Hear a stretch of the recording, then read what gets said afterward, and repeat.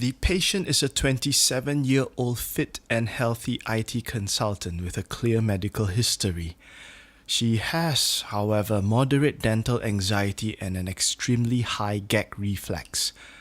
Her chief concern includes the lower left second molar that was undergoing root treatment 2 years ago but was not obturated and was left asymptomatic for a year. The patient has missed the appointments then. She felt uncomfortable on and off and started to throb recently, hence needing to seek dental treatment. The tooth felt high and weak when biting.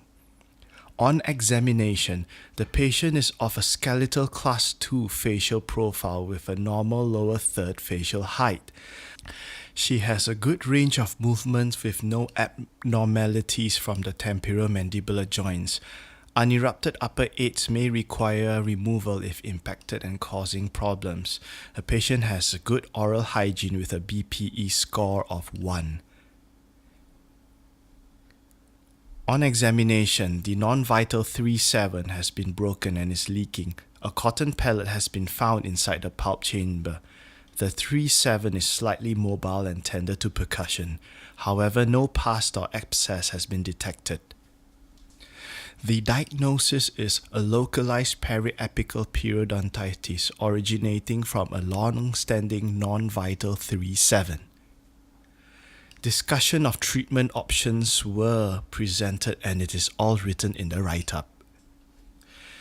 The definitive comprehensive treatment plan will involve removal of symptoms and disease, where it was initiated with a full leather mix dressing for 1 week. An endodontic treatment of the 3-7 has then been carried out, where rubber dam and orosil putty isolation has been achieved. The canal orifice has been opened by high-speed burrs and ultrasonic tips, and the working distance has been determined by the apex locator.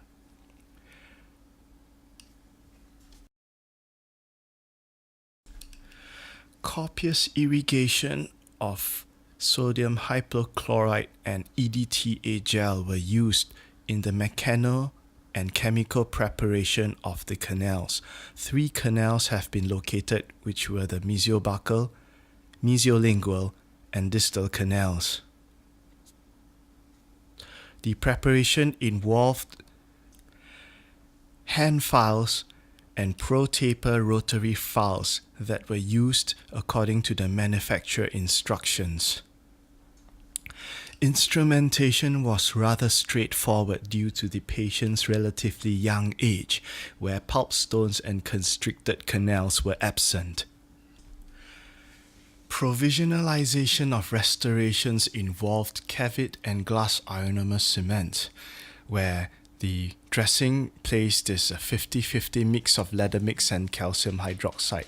This was to simultaneously soothe the periodontal ligaments of the inflamed tooth and also prevent the existence of anaerobic microbes. The penultimate dressing is pure calcium hydroxide and was left at least a month, where its extremely high pH of 14 creates an unfavorable environment. This will eliminate any residual anaerobic bacteria left in the canal.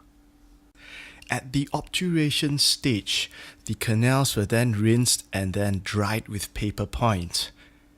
The sealant of choice is a radio-opaque resin methacrylic-based hydrophilic material that relies on chemical sealing rather than heat or pressure.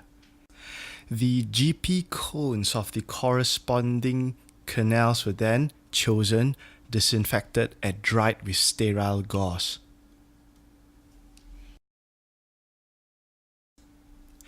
The verified length of the custom navigational tip syringe was chosen and apically delivered. It is inserted 2 to 4 millimeters short of the apex. The material is expressed while withdrawing until the sealant is seen at the top of the canal. To avoid bubbles, the end of the tip is kept buried in while withdrawing. This was then repeated on all 3 canals. The master GP is then been inserted into their corresponding canals, and passive, tight apical fit is felt. The sealant is then left to set for around 15 to 20 minutes, and the extra unwanted residual gutta percha is then removed. One thing to take notice was that the patient's gag reflex was so strong that local anesthesia, where an infiltration at the lingual nerve and a buccal block was administered in order to achieve rubber dam isolation. Unfortunately, despite profound anesthesia, the patient could not tolerate the lingual plate sensor of the digital periapical machine. Hence, a half OPG was taken instead to verify the obturated tooth. The tooth was symptom-free and left for a month before the restoration of a crown is made. In between, provisional restoration has been issued, and later, a GIC Neyer core has been placed. The bite of the tooth has been adjusted to a comfortable level, and finally is restored with a crown.